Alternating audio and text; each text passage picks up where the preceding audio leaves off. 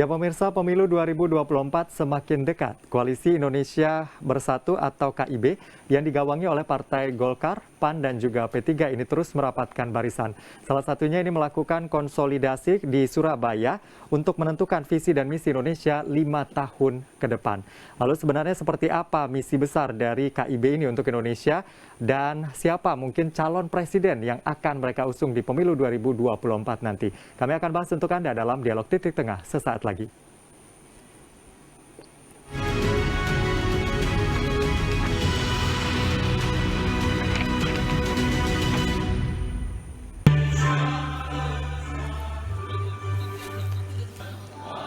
Partai politik yang tergabung dalam Koalisi Indonesia Bersatu atau KIB menyampaikan visi misi membangun Indonesia 5 tahun ke depan.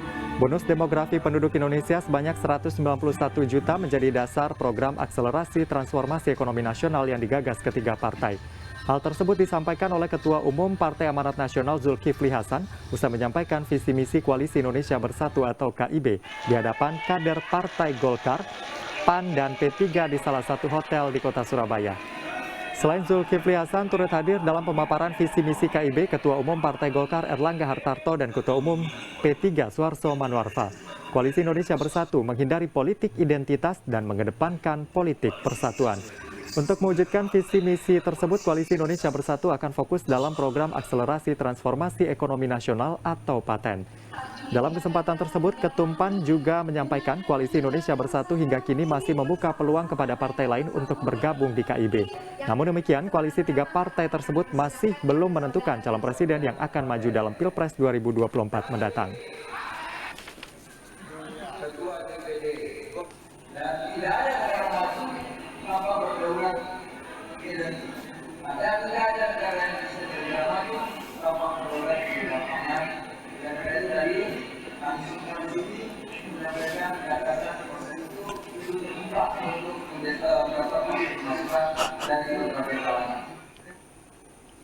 Ya pemirsa, langkah politik koalisi, itulah pembahasan kami dalam Dialog Titik Tengah untuk edisi hari ini.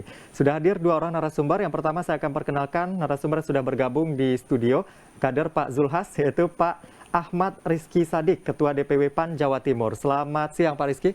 Selamat siang, Assalamualaikum. Kabar baik Pak? Baik, sehat Alhamdulillah. Sehat Alhamdulillah. Dan di luar studio kami sudah menghadirkan juga pengamat politik Universitas Airlangga, Pak Erlangga Pribadi. Selamat siang Pak Erlangga. Selamat siang, Mas. Kabar baik juga Pak hari ini, Pak? Baik, Alhamdulillah. Oke, nanti saya akan ke Pak Erlangga untuk mengamati seperti apa sebenarnya gerak dari koalisi atau KIB ini menurut Pak Erlangga. Nanti kita akan bahas hal itu. Saya ke Pak Rizky terlebih dahulu. Kita melihat KIB semakin mesra, balihonya sudah semakin banyak di mana-mana. Apa sebenarnya membuat tiga partai ini cocok dan masih berjalan beriringan sampai saat ini, Pak? Ya, Alhamdulillah. Ya, namanya berpasangan itu kan butuh waktu untuk saling mencocokkan. Jadi saya kira ini baru memasuki chapter kedua. Kita memulai segala sesuatunya kira-kira bulan Juni 2022 pada saat deklarasi nasional di pelataran Jakarta. Nah, kemudian dilanjutkan dengan pendaftaran KPU bersama dan kemudian mencetuskan keinginan untuk menyampaikan apa visi, misi, dan harapan-harapan dari Koalisi Indonesia Bersatu untuk masyarakat maupun untuk Indonesia ke depan. Oke, untuk konsolidasi, menentukan visi, misi Indonesia 5 tahun ke depan. Tadi kita sudah simak informasinya. Ini dilakukan di Surabaya ya Pak ya. Kenapa memilih kota Surabaya untuk momen yang penting ini bagi KIB? Yang pertama saya koreksi dulu, bukan 5 tahun ke depan, tapi 10 tahun. 10 tahun, oke siap. Ya, 10 tahun ke depan. Jadi kenapa memilih Surabaya itu...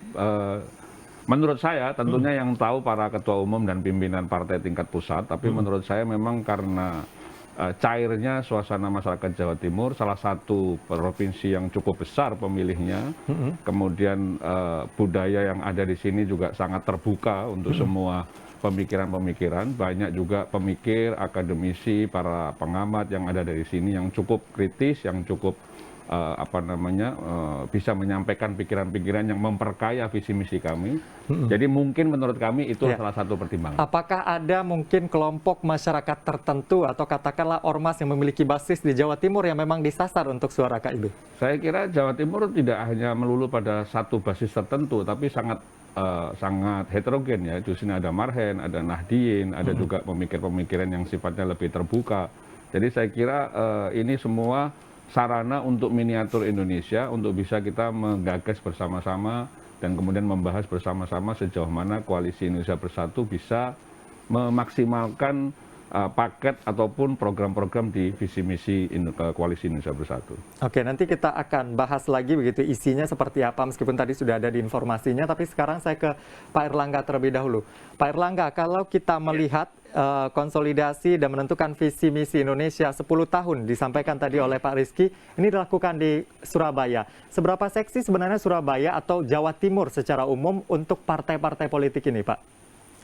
Iya, saya pikir kalau kita melihat secara kewilayahan, Jawa Timur tentunya sangat strategis ya dalam konteks politik nasional. Dalam artian bahwa populasinya, jumlah pemilihnya juga besar, dan kemudian juga bahwa aliran-aliran atau konstituen-konstituennya dari Jawa Timur ini kita bisa melihat plural dan juga besar.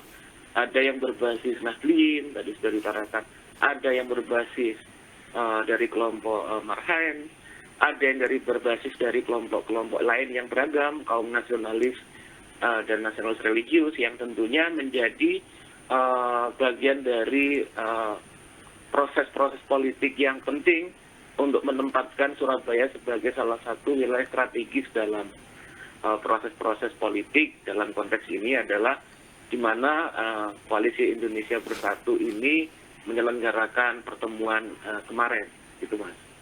Oke, kalau kita lihat tiga partai ini, Golkar, PAN, dan juga P3, bisa kita lihat ini bukan partai top 3 lah, katakanlah seperti itu di Jawa Timur. Yeah. Lalu apakah bisa mereka merebut hati masyarakat di Jawa Timur? Nanti kita akan bahas, tetaplah bersama kami akan kembali dalam dialog Titik Tengah sesaat lagi.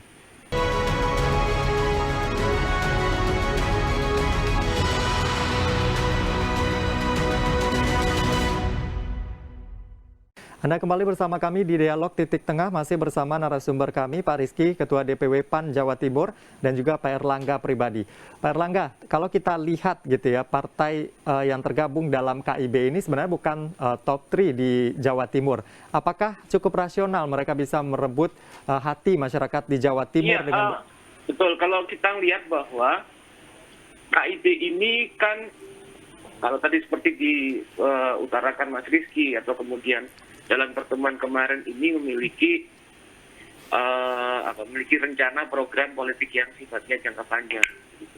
Dalam artian tidak hanya membatasi pada pemilihan legislatif saja, tapi juga kemudian bahwa selain itu mendorong tentang bagaimana arah dari Indonesia ke depan, kemudian juga tentunya dalam konteks politik elektoral itu juga diarahkan pada Pilpres 2024. Ya. Gitu. Nah, dalam konteks ini maka meskipun bukan bagian dari top 3, artinya pada lapis tengah, tapi partai-partai yang bergabung dalam KIB ini itu sudah mengambil inisiatif yang baik dalam proses politik menuju politik tahun-tahun elektoral 2024.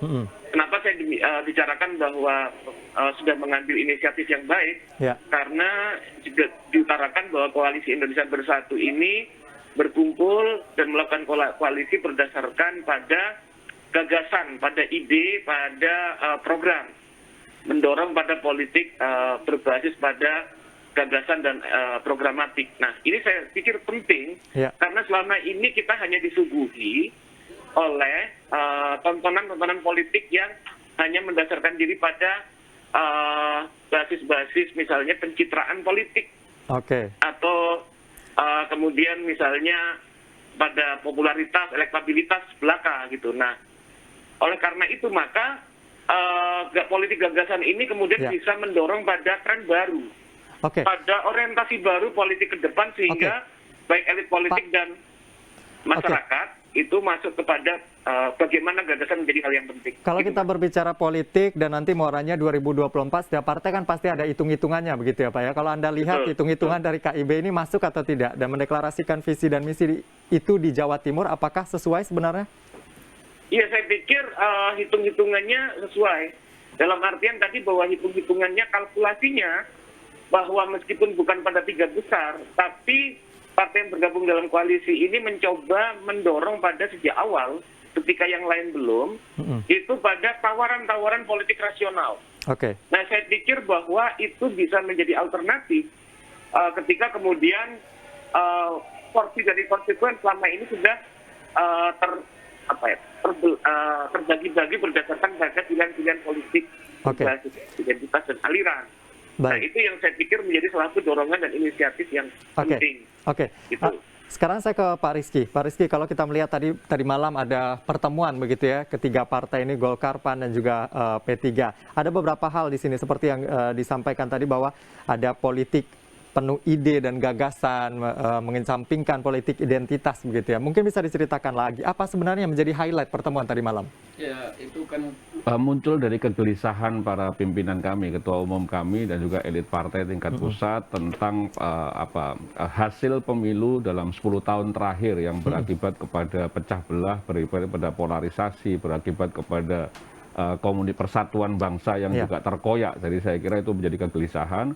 Sehingga kita kemudian ingin mencoba memberikan pendidikan politik kepada seluruh masyarakat, termasuk kepada kami gitu ya, ke partai politik yang akan menjadi salah satu pilar demokrasi, bahwa alangkah baiknya kalau kemudian pikiran-pikiran itu didahulukan sebelum kemudian kita memperdebatkan tentang siapa calon yang akan diusung.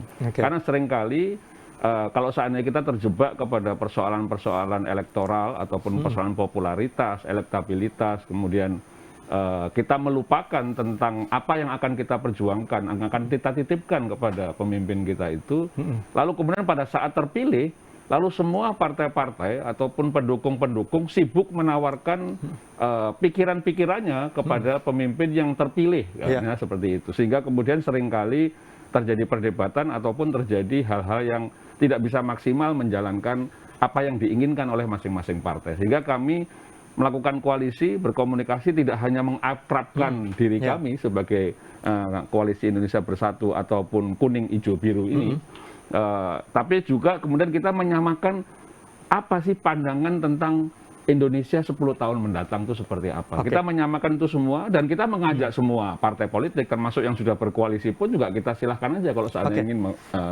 bersama-sama. Nanti kita akan bahas hal itu. Tapi kalau kita lihat memang kebanyakan di bidang ekonomi begitu ya, yang menjadi perhatian dari KIB ini. Apakah karena memang ketua-ketua partai ini menteri yang membidang ekonomi semua atau gimana nih, Pak? Sebetulnya titik beratnya kita masalah sustainabilitas, keberlanjutan tentang pembangunan Indonesia. Dan memang kita tadi kenapa saya katakan 10 tahun, karena pada posisi bonus demografi Indonesia ini berada pada jangkauan antara 2025 sampai dengan 2035 atau maksimal 2040.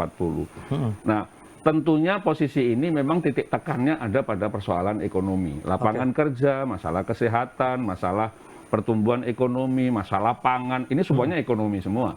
Sehingga kemudian kalau mau disederhanakan tuh masalah ekonomi, tapi kalau mau dilebarkan lagi, ada banyak sektor yang kira-kira akan membuat Indonesia pada masa 10 tahun mendatang itu berada pada situasi yang menuju Indonesia emas di tahun 2045. Di tahun 2045. Oke, nanti kita akan bahas lagi tentang KIB ini.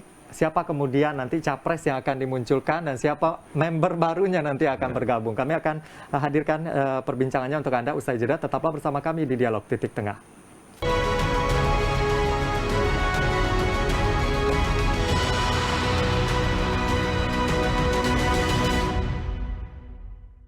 Anda kembali bersama kami di Dialog Titik Tengah, langkah politik koalisi. Tadi sudah disampaikan 3 partai sudah berkumpul menyampaikan visi dan misi untuk Indonesia bahkan 10 tahun ke depan, begitu ya Pak ya.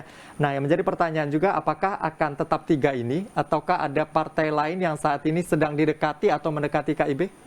Seperti saya sampaikan tadi bahwa 3 partai ini punya kesamaan pandang di dalam beberapa sektor yang kemudian melahirkan koalisi Indonesia Bersatu. Tapi kita tidak menutup diri kita terhadap potensi untuk kemudian bersama-sama dengan partai yang lain. Itulah sebabnya lalu kemudian kita melonsing secara cepat visi dan misi keinginan dari koalisi Indonesia Bersatu yang tentunya kita mengharap respon dari partai-partai yang lain kalau seandainya mungkin di antara partai-partai lain ada yang punya pemikiran seirama. Tapi memang yang membedakan partai koalisi Indonesia Bersatu dengan yang lain tentunya kita memang meletakkan persyaratan-persyaratan kepentingan parpol itu di bawah serendah-rendahnya. Tapi kita mendahulukan kepentingan bangsa negara, walaupun setiap partai di dalam koalisi Indonesia Bersatu punya calon presidennya masing-masing, tapi kita bersepakat untuk kita meletakkan itu bersama-sama karena kita ingin memberi kesempatan kepada yang lain. Silakan secara partai punya calon, tapi pada saat bicara dengan Koalisi Indonesia Bersatu, maka kita akan bicara tentang Indonesia ke depan. Oke. Lalu kemudian siapa yang akan diberi mandat untuk membawa visi misi ini ya silahkan nanti. Oke, tapi kalau dari Jawa Timur sendiri misalnya punya usulan, siapa yang perlu didekati agar koalisi ini semakin kuat meskipun ini syarat 20% kursi parlemen sudah dipenuhi oleh 3 partai ini?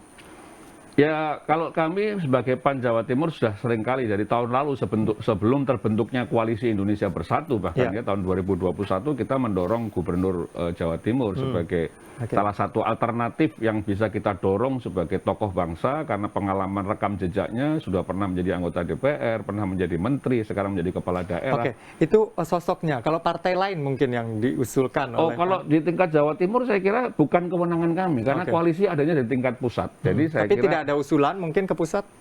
Ya nggak bisa, itu tetap harus putus dari DPP. Jadi kita mengusulkan apapun juga keputusannya ada di pusat. Di tangan DPP. Oke, sekarang saya ke Pak Erlangga. Pak Erlangga, kalau kita melihat kemarin banyak juga spekulasi yang mengatakan akan ada partai non-parlemen yang bisa masuk dengan KIB karena sama-sama mendaftar di tanggal 10. Kalau Anda melihat hal ini bagaimana, Pak? Iya, kalau saya lihat bahwa politik ini fleksibel ya, fluktuatif, cair.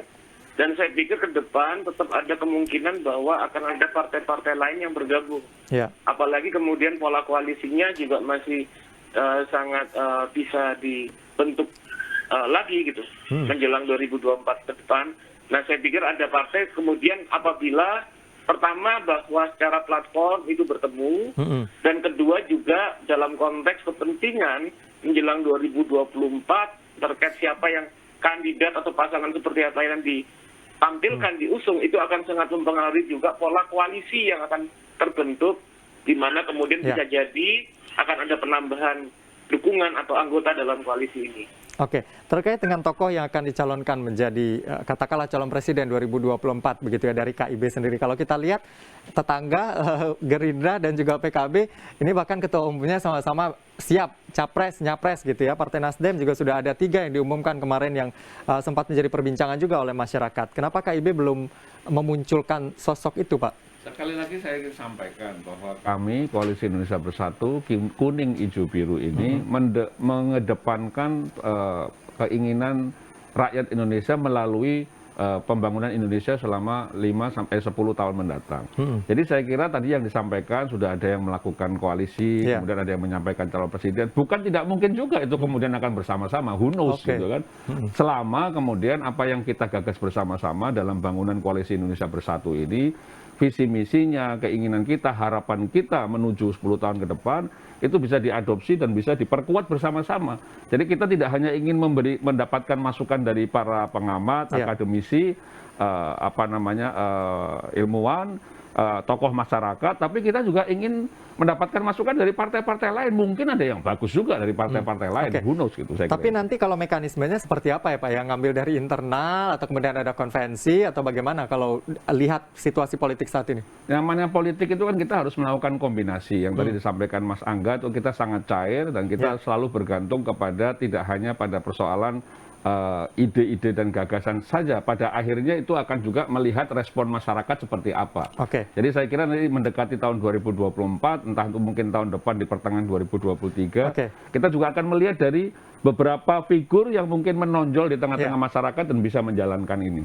Jadi tidak hanya melulu dari internal 3 partai ini ya? Pak Erlangga, kalau kita lihat beberapa partai, beberapa koalisi sudah menyodorkan calonnya siapa begitu ya, sedangkan KIB ini belum. Tadi Anda mengatakan bahwa kalau untuk visi dan misi mereka sudah start lebih cepat. Nah, kalau untuk soal capres ini mereka belum ini Pak. Nah, tanggapan Anda gimana Pak? Ini kalau saya melihat bahwa ini kalau kita lihat kan beberapa ketua umum dari partai ini adalah bagian dari lingkaran kekuasaan presiden, ya kan? Dan kalau kita lihat presiden itu kemarin pesannya salah satunya kan ojo ke susu. Nah, sepertinya Koalisi Indonesia Bersatu ini menafsirkan pesan ojo ke susunya itu dalam konteks pertama dibangun dulu chemistry-nya ini. Chemistry-nya yaitu persamaan gagasan. Nah, kedua kemudian masing-masing dari tokoh dengan tidak hanya popularitas dan elektabilitas, tapi juga kesamaan frekuensi gagasan, program itu juga penting. Dan selanjutnya juga bagaimana kemudian ketika calon tersebut diuji dalam uji publik, kira-kira melalui koalisi ini. Nah, pertimbangan-pertimbangan seperti itu biar tidak tergesa-gesa, saya pikir menjadi bagian yang dilakukan melalui penafsirannya dalam koalisi Indonesia Bersatu ini. Oke, kalau kita lihat misalnya Gerindra, PKB, internal partainya yang sudah siap gitu untuk menjadi capres, lalu kemudian Partai Nasdem ada orang-orang di luar kadernya yang kemudian diajukan ke depan publik. Kalau Anda melihat KIB ini nanti akan seperti apa prediksinya, Pak? Iya, kalau saya pikir bahwa KIB ini tentu akan memilih calon yang memang dengan dukungan suara yang besar. Tapi bahwa kalau kita melihat sinyal ya, yang saya tangkap, saya memahaminya, menafsirkannya secara positif, bahwa ketika dorongannya adalah ide dan gagasan, saya pikir juga harus dilihat bahwa KIB ini mungkin menyatakan bahwa tidak hanya popularitas dan elektabilitas, tapi apakah pemimpin ini pantas atau layak untuk memimpin dan menjadi presiden kita ke depan. Nah, itulah penting dan relevansi dari pertemuan ide dan gagasan. Oke. Gitu. Oke. Karena waktu kita terbatas, terakhir saya ke Pak Rizky. Pak Rizky, kita membahas terkait dengan langkah politik koalisi. Kedepannya langkah seperti apa yang akan dilakukan sehingga juga tidak tertinggal di pemilu 2024 KIB ini? Saya kira insya Allah kita tidak ada yang tertinggal, karena kalau bicara tentang masalah kepentingan partai masing-masing, masing-masing partai melaksanakan konsolidasi internalnya masing-masing. Tapi berkaitan dengan koalisi, berkaitan dengan pilpres, mencari pemimpin terbaik untuk 5-10 tahun mendatang ini, kita akan terus berkomunikasi dengan masyarakat, dengan tokoh-tokoh, dengan akademisi, dengan para pengamat, dengan para pendidik, untuk terus melakukan kajian-kajian gitu ya. Jadi kita membuatkan forum-forum diskusi dan ini akan terus berlanjut, tidak hanya berhenti di Surabaya, kita akan melakukan di Jawa Berarti Tengah. KIB menjamin bahwa calon yang akan dimajukan nanti itu benar-benar keinginan masyarakat, bukan keinginan elit ya? Ya pasti, tapi kemudian yang mengusung tetap partai politik. Tetap partai politik. Oke, terima kasih sudah bergabung bersama kami Pak Ahmad Rizky Sadik, Ketua DPW PAN Jawa Timur. Terima kasih bergabung juga dari luar studio Pak Erlangga Pribadi. Terima kasih, Mas Aga. Terima kasih, Mas. Ya, demikian dialog titik tengah untuk edisi hari ini. Saya Anwar Fadi pamit. Terima kasih, sampai jumpa.